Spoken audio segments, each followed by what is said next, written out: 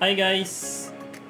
For today's video po guys, pag-usapan po natin kung saan naihahalin tulad ang isang tunay at tapat na kaibigan.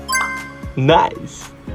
Ang isang tunay at tapat na kaibigan guys ay naihahalin tulad sa isang magnet. Nice! Bakit kanyo guys? Kasi ang isang magnet, dumidikit ito sa bakal at hindi sa mga plastic. Oh my God. So yun lang guys.